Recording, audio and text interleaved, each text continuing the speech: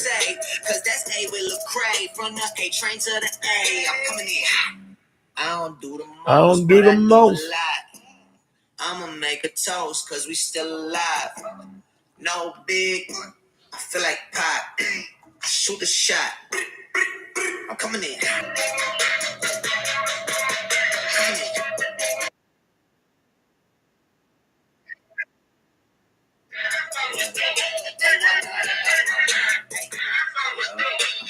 All right, coming in hot. Come on. I need y'all to come in hot tonight. Come on, come in hot tonight. We got some something to talk about, man. Things been going on in our nation. Let's talk about it.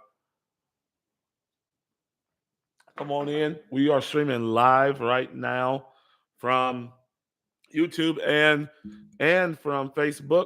I'm your host, Vic Phillips, and welcome to our program. Welcome to what I really want to say. That's right. Welcome to what I really want to say. So come on in. I'll invite someone. Do me a favor right now. If you're on my Facebook, go ahead real quick. And share. I am going to. I noticed that for some reason, I noticed something about my post is not public on Facebook. Don't know why. However, we're going to make sure it's public, and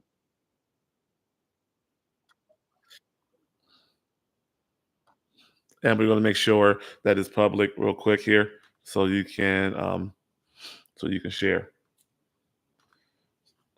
At least I'm gonna try to make sure it's public. Let me see. All right, here we go. Yep. Share, because we got some conversation we want to talk about tonight, as relates to our dear president. What is going on with President Donald Javon Trump? I want to know what's going on with him. What's going on with him, Donald J. Trump? I know J stands for Javante. Yeah, I know some of y'all didn't know that, but yep, Javante. That's his name. So everybody coming in. So I want to also let you know we are an interactive podcast. So if you're watching on YouTube, if you're watching on Facebook, you can comment. Also, I am going to get you all our number real quick. So, because I want to hear from you. The last couple of shows, I think people are afraid to call in. I don't know why, but you can call in, and I actually encourage you to call in. And so I'm going to make sure you all have that contact information real quick here in a second. You can go. Let me get that number real quick. I had it up here on my screen, and for some reason, it left. So the number to call in is 513-930-2951. Again, and I'm going to actually put that in the chat. So if you want to call in, let's have a conversation. Make sure it's a respectful conversation. You can call in. That's the call-in number. So yes, we're talking about Donald J. Trump. A lot of things been going on, as you all know, that it has been executive order after executive order after executive order, and a lot of people have really been just kind of frantic. Basically, that's what it is. They've been scared, don't know what the future holds for them, don't know what it looks like for them. Kind of pushes back some. Don't know what it looks like for them, and so I want to hear from you tonight as we talk about and dive in some of these topics that is near and dear to many people's heart. When you talk about certain things that the president has done or is doing, people are getting a little afraid, and I think sometimes people get afraid when they're not really knowing the why behind it, right?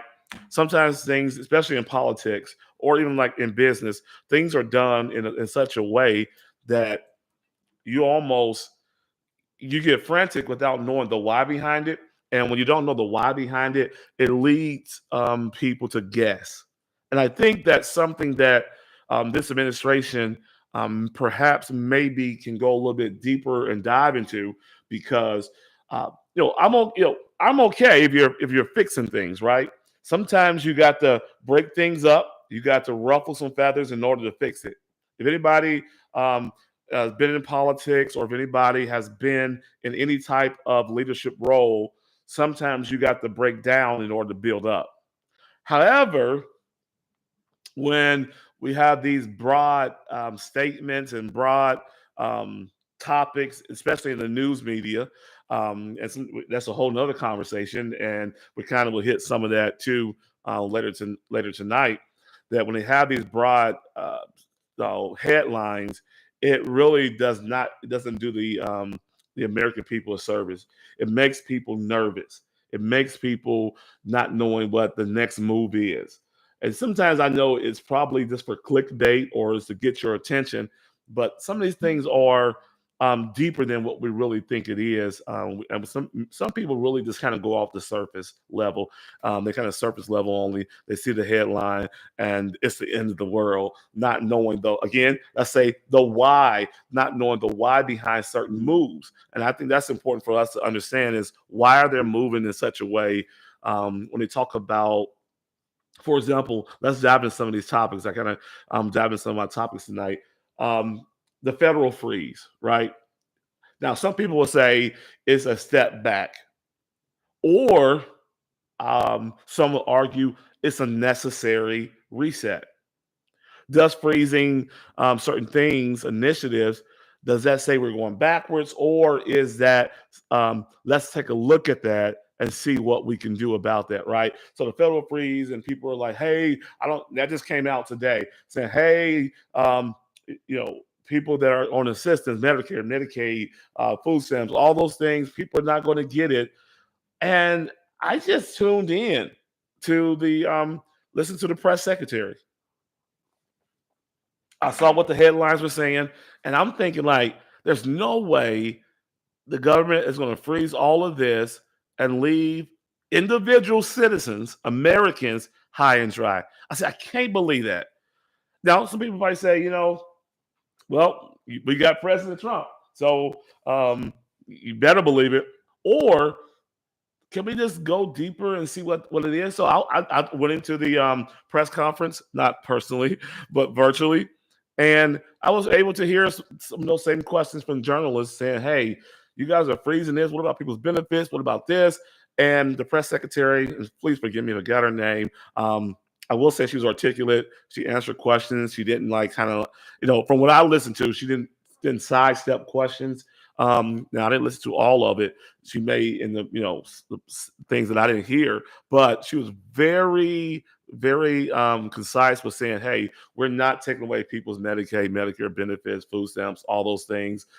He said, "If it's impacting people individually, that's not the case." So again, though, I think the American people, you and I, need to know the why, what's going on behind scenes, because what it sounds like to me is that, because they kept saying that they want to be good stewards of the tax dollars of the American people money, right? And they were saying there are a lot of things. And I think there was like a 800-page document for budgetary things, right? Like over 800 pages of where money is going on the federal level. And they were like, "Hey, we're gonna go through these pages. We're gonna go through all these line items and see if it's necessary spending." And I have to be honest. I think that's needed, and I don't know if perhaps the previous administration, President Biden did that. I don't know if they did it or not. If they did, great. But I think that's smart, right? However, putting blatant statements out like federal freeze and making it seem like nobody, benefits going to be cut off from individuals, that does not sit well with a lot of people. I think it could have been delivered differently. Now, two reasons though, right? I don't know if the media delivered in such a way, or did the administration deliver it in such a way that the media said, "Hey, I don't got much detail, so we're going to take it what we know and run with it, and we're going to make people frantic. We're going to get people like stirred up." But I was at least happy to hear. Now, to hear it and to do it is another thing, right? But I was at least happy to hear that this freeze was not necessarily going to impact individuals, right? And so that was, I think, that was important to me, because I think it's really not a good idea to freeze things and be able and take people's benefits and all those different things like that. I think that's uh, is not a smart move. And so I was happy that they were not touching people individual like finances and benefits of that nature. And again, that's what they said. Um, so we talk about that, but let's also step into there's a lot of executive orders as it relates to border security and immigration crackdown. I mean, the new administration is tightening up immigration policies. So is that a good thing they're tightening up? Does this protect national security? Or is this almost like a discriminatory type act? I want to hear from you, right? With this whole border security and immigration crackdown, is that help? Is that really tightening our immigration policies? Or is it like dividing families, people getting sent back. You know, America is a melting pot, right? We got black, white, Hispanic, Indian, all these different races, nationalities, whatever you want to call them. And so people are really, again, on edge again about eh, this could really be impacting, right? Families and also, there's argument that this could be impacting tax dollars because those same people that you are sending back are some same people that are working and paying taxes. Now, that's what they're saying. If they're illegal immigrants, are they paying taxes? Hmm, I don't know. I mean, are they? I don't know how does that work? They're here. They're in the country illegally. Are they then legally? Or are they really paying taxes? I don't know. Because I think when I look at this policy, it it has to be geared towards immigrants that are illegally in America, not just all immigrants, right?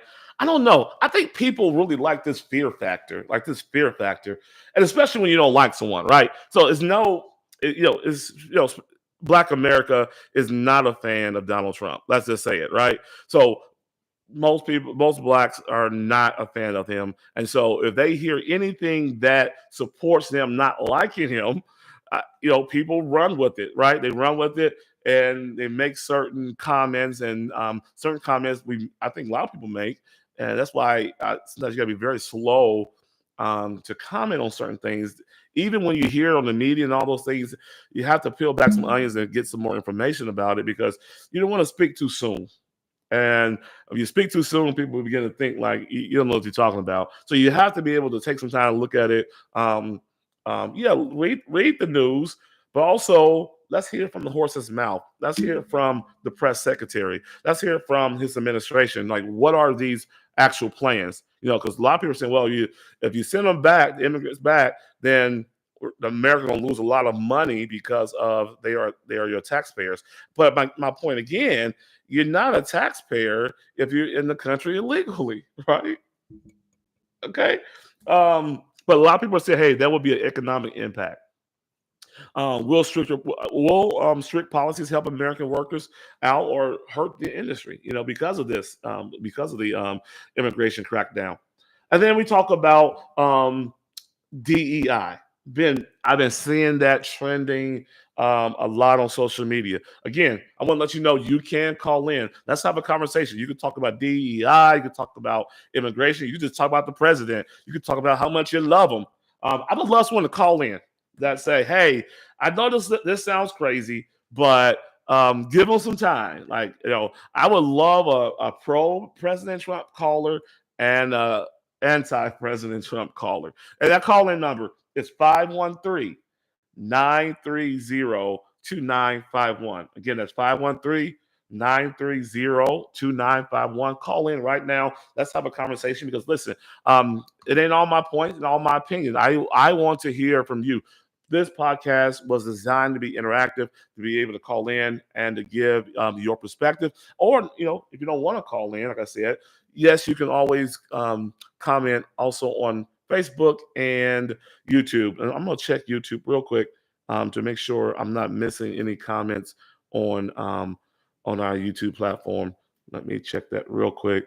They should pop up for me, but I just want to be on the safe side and make sure I'm not missing any comments on YouTube. Sometimes comments come on YouTube and I don't necessarily see it. So I'll make sure that I'm not missing comments. Okay. All right. And make sure I'm not missing the comments on Facebook. Facebook. Okay, well, so now let's talk about it.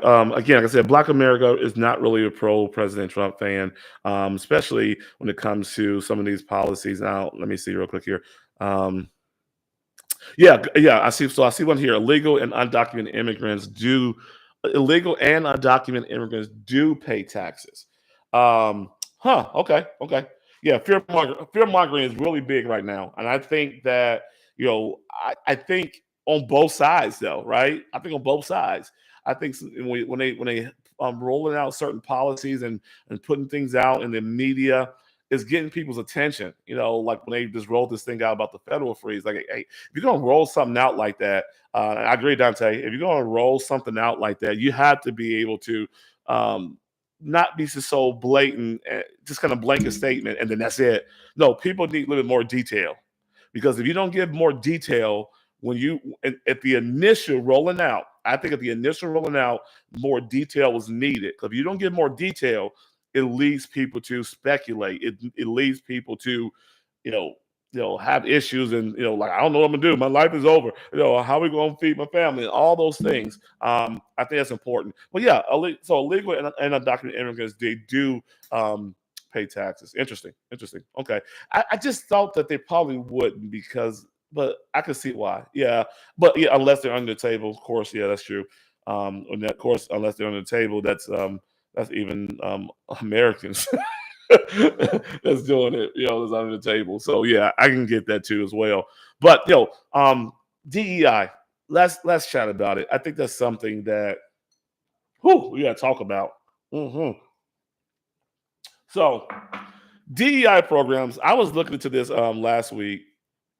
A lot of companies, when it comes to this, is saying that the companies that kind of did away with the program, they were basically saying the program it wasn't a program. Like it was just something to have, I guess I won't say on their books, but something to have within their company's platform, whatever, that makes them look diversified and equitable and inclusive, right? But those are just coming in. DEI stands for diversity, equity, and inclusion. And so a lot of companies that I read, some of them were saying it really was no benefit for them. And they were just doing it because it was something that, and it was something that was kind of pushed. Wasn't a law, but it was just kind of like an initiative that the federal government had, and I mean a lot of this stuff were like some years ago, before even you and I that's watching. I think before you and I, but they're like, hey, this actual DEI really didn't do much for my business, and so that's why when these executive orders came out as it relates to that, these companies were like, yeah, let me go ahead and just drop it off because I don't really. They were saying a lot. Were saying they don't see a ROI. They don't see a return on their investment. So, do you think the DEI programs really were helpful? Were they really helpful for companies? I mean, did they? Again, you would have to be, I guess, inside those boardrooms, inside those meetings, closer to the business of those various companies. But again, a lot of them saying that it didn't help them. It wasn't really needed. Some companies are saying like, "Hey, we're going to hire you based on you if based on your skill set anyway." And because if you're black or white, that is not what we're looking at. We're looking at what can you bring to the table, your skill set. What do you have for a company? Like, yeah, we have this DEI, within our company, but at the end of the day, come on, guys. If somebody want to hire you, they don't have to. At the end of the day, they don't want to hire you because of your race. They don't have to. That is wrong, but how would you know? Would you really know? Like, would you really know they didn't want to hire you because of your race? You really wouldn't know. So some companies are saying, "Hey, it's does not work for us," and then other companies are keeping it. Now, some companies are keeping it that probably want to get rid of it. There's one company that had a board meeting about it and had some mixed opinions. I believe, if I'm not mistaken, it was Apple. But Apple is not going away. Apple's keeping their DEI. Apple want to keep, hey, they want to keep their customer base, right? Because you think about it, if Apple came out and dropped their DEI program, how many Mac iPhone users would part ways with Apple? How many? Really? How many will part ways with Apple? If Apple said, you know what, we're dropping our program, how many say I'm giving up my iPhone? I'm giving it up. My iPhone, my Mac. What else we got? AirPods. Anything they sell at that store in Kenwood. You ain't even going in that store no more, right? Would you? Um, I think that's but again, Apple did not do that. But some companies are still having these type of meetings. But again, I read that some companies said, "Hey, it really was no return on our investment. We did these little programs just to say we are, um, I guess, in compliance, with our DEI program that we set forth as a company." But again, it did not really do anything for our company. So I asked the question: Do we? I mean, can we really say? I guess if you haven't been a part of an industry that really has a DEI program that's really strong, can you really say if it's effective? So, say if you right now, wherever you're working, if they have a program, a DEI program, do you know about it, right? And what you guys are doing? What are they doing? And is it really effective, right? Some people argue that DEI does the opposite. It talks about inclusion, but it does the opposite. The opposite. It promotes division and exclusion in the name of inclusivity. Isn't that crazy? In the name of inclusion, it promotes division and exclusion. What you think about that? So how does that work though, right? If we're saying we're diversified, we have diversity, equity, and inclusion, how would it promote division? Is it promote division to the ones that think that they don't fall under that line of diversity, equity, and inclusion? For the other people say, hey, you're just giving black and brown people opportunities because they're black and brown. I don't think the program is designed for that. I think the program is still designed for people that are literally qualified. But it also don't want you to overlook qualified people because of their race. So I want to pose that question again. You can call in, have a conversation with me. I am going to real quick. I have seen. I have. I think I saw a comment here. Let me find it real quick. Where's this comment? I thought I saw the comment. I thought I saw the comment. Wait a minute. Uh, okay. Well, I thought I saw a comment as it relates to what we're talking about, but maybe it was on a different topic. Sorry about that. Um, so again, I mean, does the DEI program do just the opposite? And I'm wondering, will other businesses follow suit, right? Will they say, hey, I'm going to drop the program because there's no benefit, or I don't want businesses to keep the program just because it seems like the right thing to do, and they're not really vested in it. Because you can have a program all day, but if you're really not invested in it, you know, what's the point of the program? So again, government talk, politic talk. I think that we have to be able to talk about it in a respectful way. And some for a lot of people, talking about politics is not something that they really like, right? One, because they may be ignorant to it. Is not juicy enough for them. But I think that, hey, if you're living in the country and you're living within a government that are making laws that are directly impacting you, you have to. I mean, you have to be able to have conversations and even have difficult conversations that because these things are impacting you and not just you, but it's also impacting generations to come. It's impacting literally generations to come. So it is important that when we talk about these things, that we get the word out, let people know that, hey, check out your laws, check out those that are, or um, your senators and your House of Representatives, because people need to know. In reality, really, they really need to know what is going on within their own country. Now, sometimes people say, I ain't voting for the president because it don't really matter and all those things. Hey, as you can see, a lot of these things do matter, right? A lot of people are. There we go. Okay, thank you. A lot of people are just not really, I guess, savvy enough or not really informed enough to know what's really going on and even how to speak to it, right?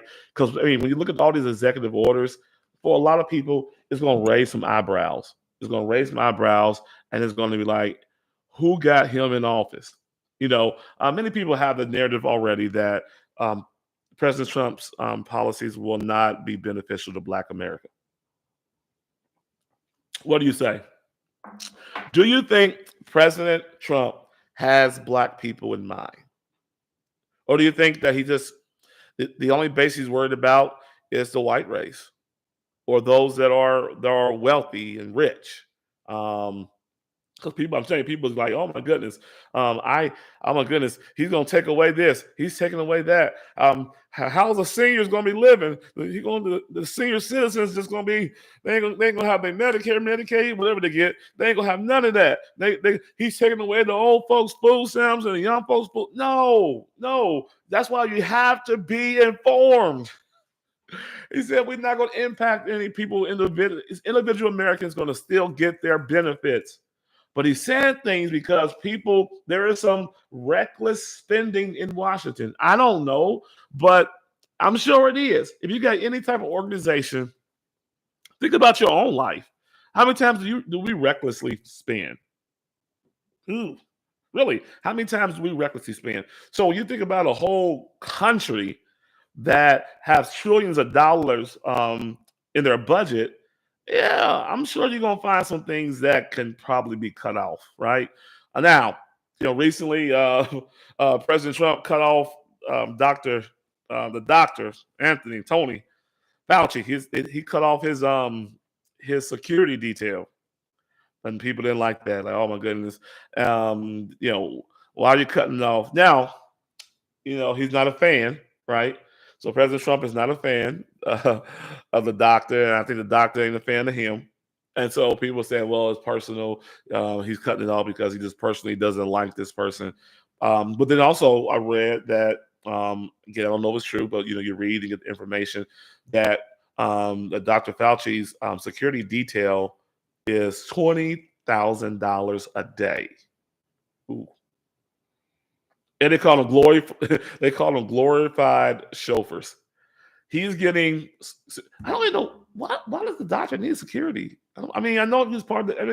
I don't know. I mean, does he really need security detail? Like, somebody's after him. Like, hey, let's get the doctor. I don't know. Yeah, I don't. I'm not in the government like that, so I don't know. Maybe he did need security detail, but $20,000 a day. Somebody do the math on that.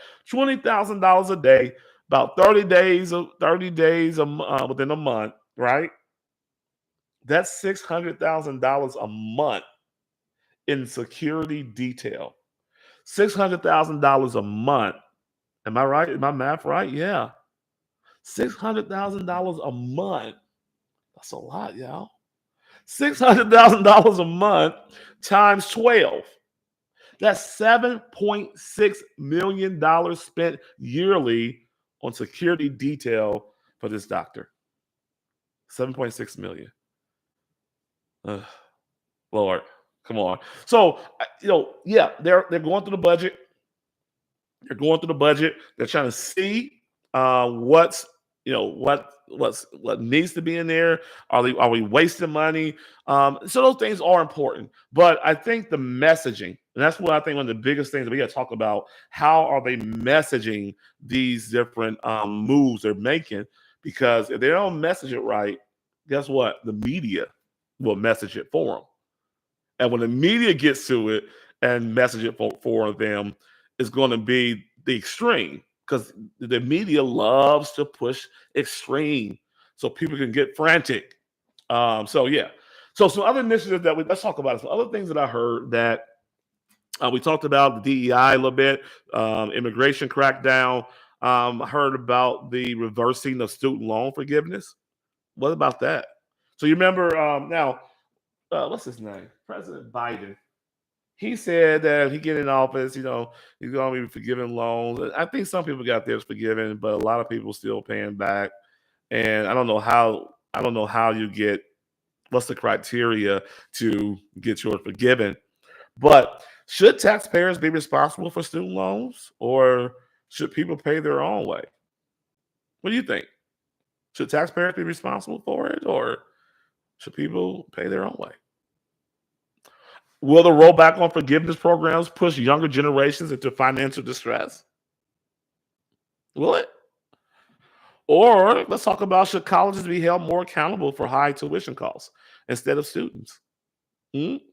I heard out of President Trump's mouth a couple days ago that he's looking to offer college to all Americans free of charge. And I think it'll be called. I think it'll be like America's College or America's University, and you can go there online, everything free of charge, and get your degree. If they can get something like that, I think that perhaps could be game changer. That for those that really can't afford it, or even those that can afford it, but say, hey, if I can't afford it, but if I can get a good quality education like the next person, and I don't have to pay, my parents don't have to pay, sign me up for AmericanCollege.edu or AmericanUniversity.edu. So I heard that there's an initiative there that will kind of help eliminate some of these expenses and so forth. Now, people, the question always going to come up. Well, who's going to pay for that? I don't know. I don't know. Maybe all the terrorists that President Trump is trying to push the terrorists. So I don't know. Here's another one that no, I'm gonna wait. I'm gonna wait for this one because I want to make you mad. I'm gonna wait for this one. I'm gonna wait for it. I'm gonna try to wait for it. Another thing that we've been talking about, we've been hearing in the news about President Trump and a lot of his moves. Yeah, we talk about the cuts to the federal social programs. Perhaps reducing federal assistance, which will be necessary to reduce the national debt, or is it an attack on vulnerable communities? If you reduce federal assistance, is that really to help the national debt? I mean, I guess it would help, but so it's always when you look at decisions, especially in politics, when you do one, it's going to affect another one, another situation or issue or another group of people. So if you're trying to cut or reduce the national debt, and so you're reducing federal assistance, it's going to then impact people that are on federal assistance or the vulnerable communities. Um, will cutting funding for food stamps, housing assistance, and Medicaid create long-term economic problems, though?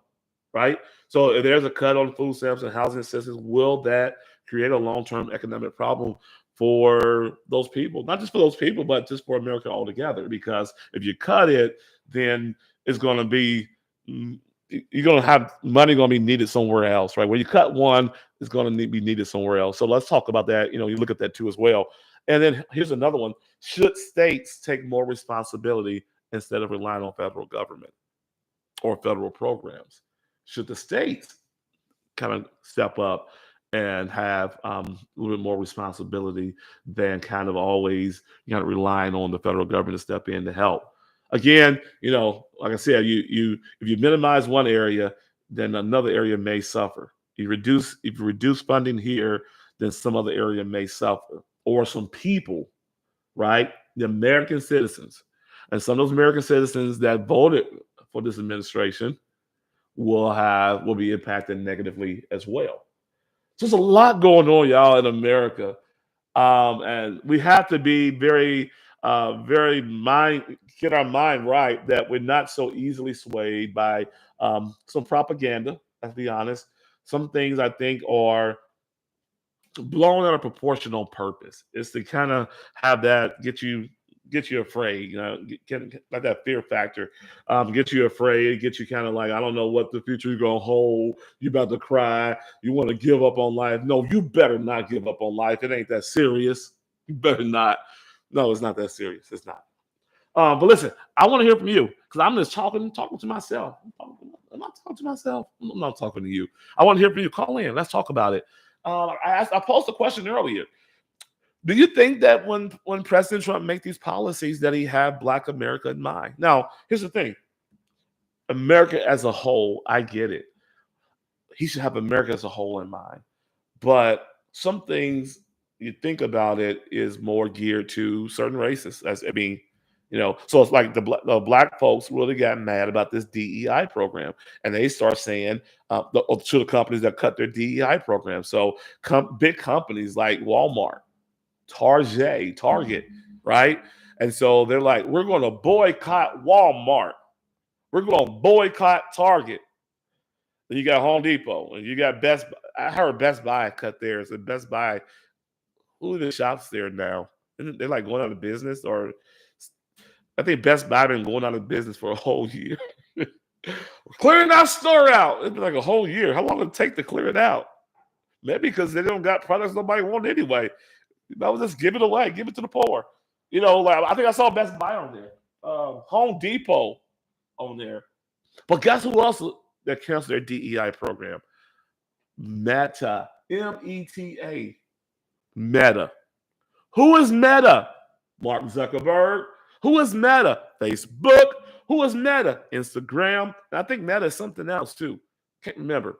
But if you're going to boycott Walmart, boycott Target, then shouldn't we boycott Facebook and Instagram too?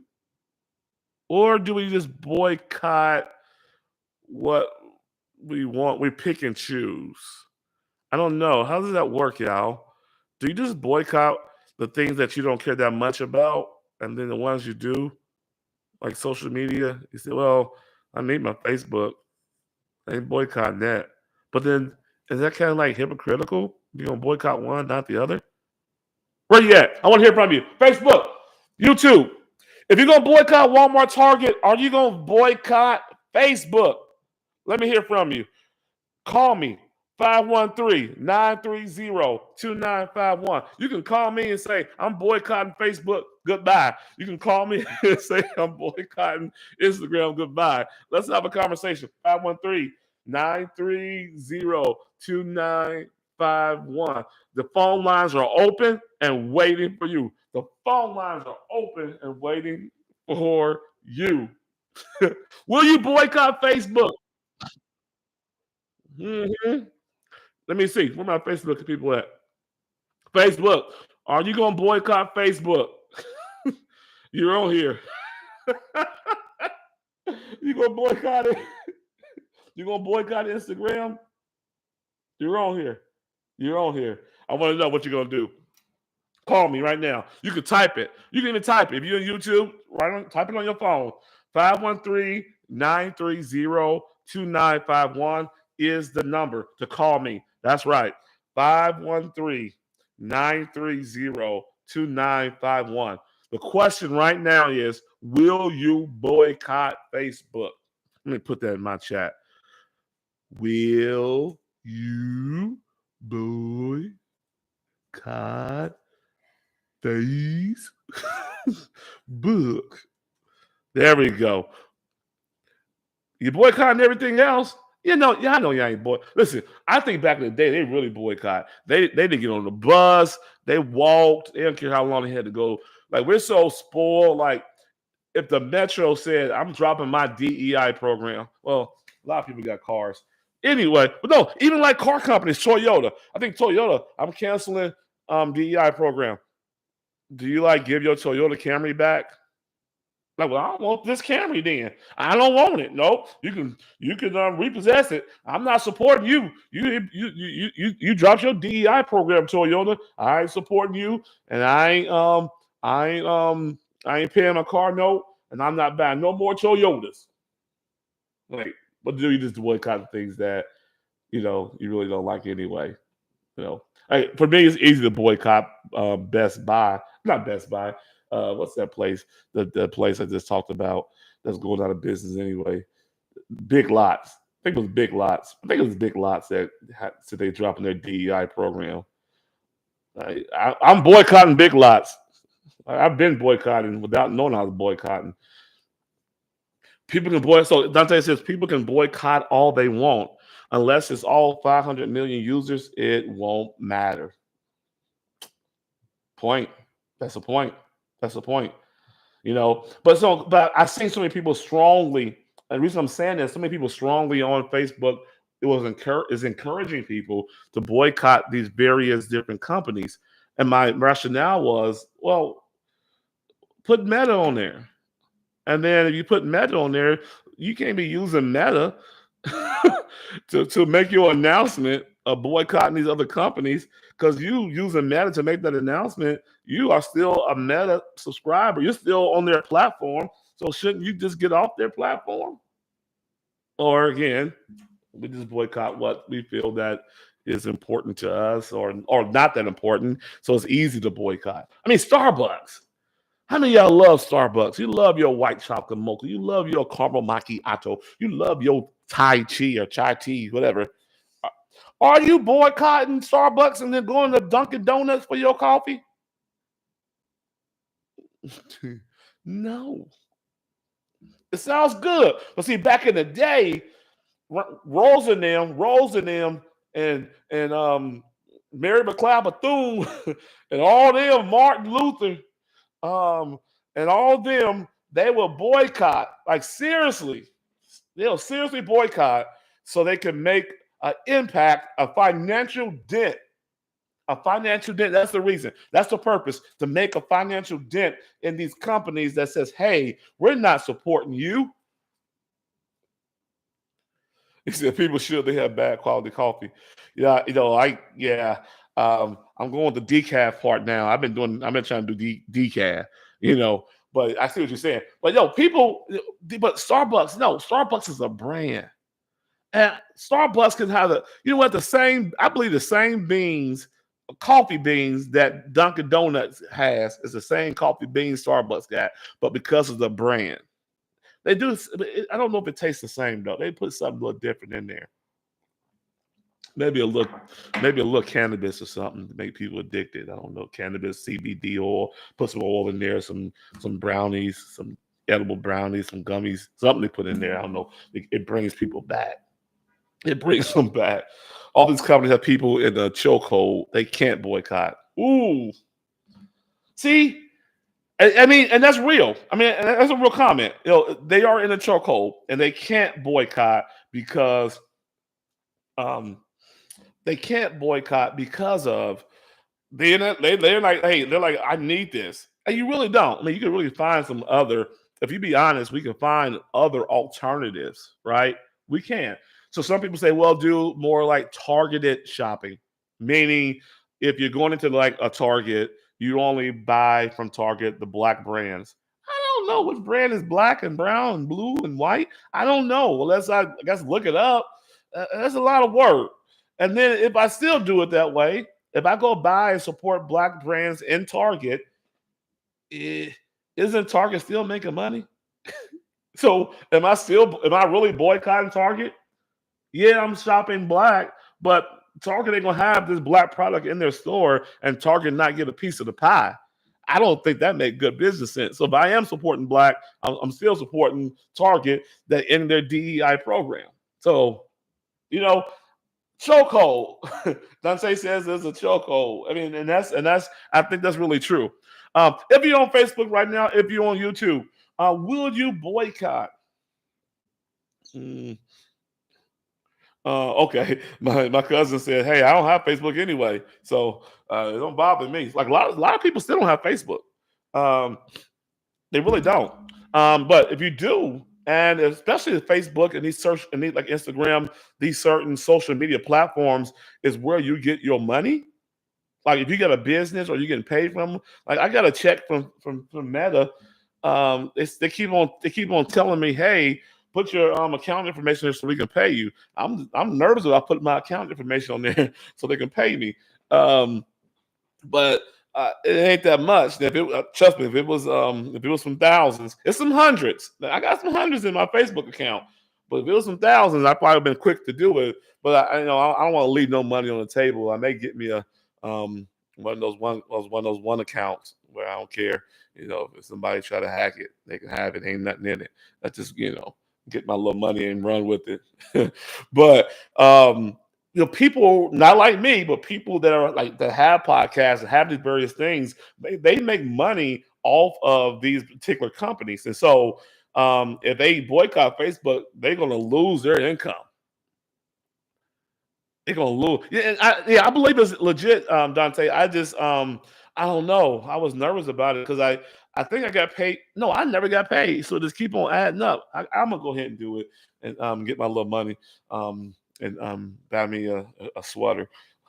That's about all I can get. um, so it's a good question here. I don't have Facebook either, and don't want. Yeah, says you don't want it. And do your audience really know what DEI is? Don't be followers, be researchers. And so, again, that's a good point I was making earlier. Sometimes people, they just run with what the media says and say, "Hey, you know what? They in a DEI program, and I'm with them. I'm in. I can't support that company." And a lot of these companies were saying, "Hey, we had just had the DEI program on the books, and it really didn't we really didn't do nothing with it." And it just kind of, I guess it was just kind of like it looked good for the company, I guess, but it really wasn't benefiting the company in no way. And in some ways, it was causing exclusion because people that felt that people are getting special privileges because of this DEI program. People are always going to have various ways they look at it, but I want to end with this one because I asked about what people boycott Facebook, and quite a few people, well, that's on my YouTube, say, "Well, I don't even have Facebook, so I guess y'all already boycotted then without boycotting." But I want to end with this one because we're coming up on the hour. Or two more. Um, this administration, President Trump administration, also are looking at media censorship versus free speech debates. Right? Are social media platforms suppressing conservative voices, or is it just an outblown narrative? Right? Should the government regulate misinformation? What do y'all think about it? Like, should the government, and how would you regulate misinformation though? Because some things are gray. Some things are just not always black and white, right? And like I said earlier, when we saw this thing about this federal freeze, oh my goodness, they freezing everything, the federal aid and all this stuff. Well, when you just have that one big statement, it leads people to make their own assumptions. And so when you talk about regulating misinformation, if the government does that, could that be subjective though? Right. So when you look at the example of the federal freezing, um, well, if I don't know all the details, it leads me to make some assumptions on what's going to be frozen. Especially when you just say federal freezing, everything you think about everything that's federal that they are paying, that they are benefits to. You're going to think anything that I receive benefits wise that's through the federal government is going to impact me, unless there's more details that says, "Hey, this is what we're doing. These individuals will be impacted, these will not." And now I'm seeing more detail. But with the news outlets that say, "Hey, federal freeze, you're gonna lose this, you're gonna lose that, you're gonna get this at 5 o'clock Tuesday," and people are like, "What the heck is going on?" So I think, I don't know how that will work if the government will regulate, like these news medias and platforms for misinformation. I don't know. I do think there has to be some level of accountability, though, because it can really cause problems. I mean, even like health problems, psychological problems. When people see certain things, like, hey, people can want to end it all. You don't know where people are at in a mental state. So putting things out there can really shock people into, a life and death type situation. Um, I got one here said, "Let them pay their own student loans." I mean, hey, we made it. We all. I mean, I still got some left over, and honestly, I can just go ahead and knock it out. But you just kind of draw it out. But yeah, I get it. Some people say let them pay it, but then some people say, hey, if the government is going to um, forgive it, hey, forgive it. I was kind of slowing down, like, well, they said forgive it. They're gonna forgive these student loans. Maybe they'll forgive mine, and so I didn't want to pay it all off real quick because, like, maybe I could save some money, and they ain't came my way yet. I don't know. I don't know how blessed these other people are. They saying you can pay your. They probably know it. Like, you can pay yours. Don't play with us. um. Oh, fun. So here's a fun fact. I have not looked into it, but Dante's saying it, and I will look into it. But this is very interesting. Fun fact: those watching on YouTube, those watching on Facebook, the fun fact is this: white women, white women benefit the most from DEI. Ooh, did not know that. I'm gonna have to look into that. White women benefited the most from DEI. That's huge. Now, if there, again, I don't know. That's what you're saying. That speaks volume. That really does. That really does. Oh, a good point. I got another point here. The government can't forgive anything. It still will be coming out. Attack. Yeah, somebody got to pay it. I mean, good point. I mean, it's true. You're right. I mean, hey, we're gonna forgive it, but hey, who's paying them back? Do they just somebody's paying it back, right? Good point. Good point. Good point. Um, uh, my last thing that I'm bringing up tonight, we're coming up on the hour, um, is this. There has been some talk, some speculation about Donald Trump ending taxes, like income tax. There's been some talk about it. Now, it's going to be very difficult to do. I'm sure it's going to be very difficult to do. But he's thinking that if he does that, people are, well, how are you going to, America needs their money, the budget, and all that. He think that we'll get money, the money through tariffs, all these different tariffs, and so ending income tax. What y'all think? Would y'all support no more like income tax? And I don't know all the details of it, right? So I think one of them, I don't think you would get an income tax return at the end of the year. And I think you probably wouldn't. If you don't, I don't think you would pay um, employee taxes either. So you probably would get most of your gross. Maybe you'll still pay into your Social Security. I don't know how that would work.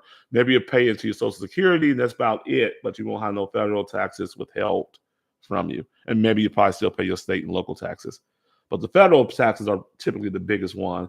And those are the ones that give you the biggest refund, right? What do y'all think about that?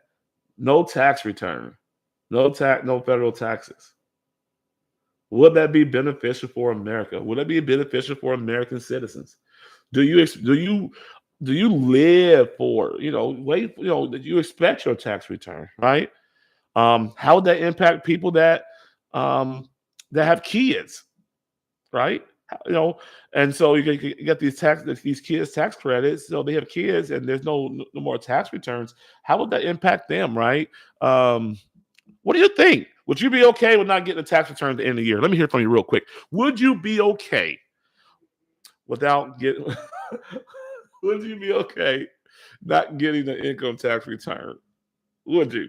Um, I'd be okay not have. I would be okay not have to pay no federal taxes. So I'd be okay with that. Yeah, Chassie, you're right. I saw that and overtime. I think that's a cool idea. Like if you're working overtime, we're not gonna take taxes out on the overtime too. Let there be a benefit to you. Um, Tips like for waiter and waitresses. I think I saw that too. No taxes on tips. Yeah, I like that. Hey, especially like they're making about $4 or $5 an hour. I don't know if it went up now or not, but you know, you're taxing that little $4 and $5. I shouldn't say little, but it is little. You're taxing that $4 and $5 an hour already. Leave the tips alone. I like that too, right? And here's the thing: like him or don't like him, President Trump. I think that we have to be mature enough to be able to say, "I like that idea. good idea, good move, and also say, I don't get that idea. I don't like that idea. The idea says um, you don't care about the average citizen. You don't, you're not thinking about the average American. I think you have to have that conversation. You got to be that mature, right? Because some people, it doesn't matter what President Trump does, especially Black America, they're going to hate him. They're going to disagree. He can say reparations for all Black people. I'm gonna give every black family member $100,000. I still don't like them. That's a bad idea, and be right down there cashing that check. You're gonna be right down there cashing that check, but you're gonna still say, I don't know why he's doing this. I don't know why he's giving us this, but you'll still be down there cashing that check, though. I mean, I think that when something makes sense to you, again, that's always subjective because what makes sense to you doesn't make sense to everybody. You agree, say, hey, I like that move. I think we had to get away from this. Well, if you're Republican, you're Democrat, I will automatically hate all your policies. That makes no sense. Some things are, we all got to be honest and say, okay, that's a good move. That makes sense. No matter where you are politically, no matter if you're a Democrat or Republican or if you're the middle independent, you should have that least level of respect for your government officials. So I think that's where we're at. Um, I read he was taking overtime. Taking overtime. Huh. I don't know about that. I got to look into that. I got to look into that one. Couple more comments before we leave tonight. Okay, yeah. Somebody said I'm good with no income tax as long as we have no taxes to pay at all. Yeah, exactly. But yeah. No federal taxes would be great for the American people if there is a sound plan on how these other countries are going to pay tariffs. Great point. We can't put the cart before the horse. So we got to have a great plan on how these other countries are going to pay these tariffs before we mess up. We start messing around what we're going to do with the income tax. And I hope that, and I'm sure, I'm hoping that they are intelligent enough, at least that intelligent, to say, hey, we ain't going to do this yet until we know how we're going to get, how we're going to do this, right? And I think that's, that could be a plan. I don't know. The tax ones, I am on the I'm on the fence with that. I don't know. I'm on the fence because I can see the benefit of getting an income tax return at the end of the year. It's like a bonus for some people, right? And then on the other end, some people like to get their money now. Like, when I make my gross, I don't want to have to. You're making $2,000 a week, and then you bring it home $950. No, that's a big difference. But you get what I'm saying. You bring 2,000 a week or 2 weeks, every 2 weeks, 2,000, and you're bringing home about half of that, 1,000, right? Then if you got rid of the federal taxes, maybe now you're bringing home, who knows, 1,700. So versus a half gone, you got 1,700. And so now you got your money now, because guess what? Your bills don't wait till February, March, or April to get paid. They got to be paid now. So if you got more money in your account now because of that federal taxes gone, that would benefit a lot of, again, I think that benefit a lot of people that are working American people that have bills, and I'm trying to pay these bills, and I'd rather have my money now than later, because at the end of the day, you get your tax return later, even if it's $5,000 or $6,000. Well, I was struggling all year, and then I get the $5,000 $6,000 at the end of the year. I'm using that to make up for what I messed up in the first part of the year. Does that make sense? I don't know. What do I know? I'm just your average citizen. Hey, listen, thank you.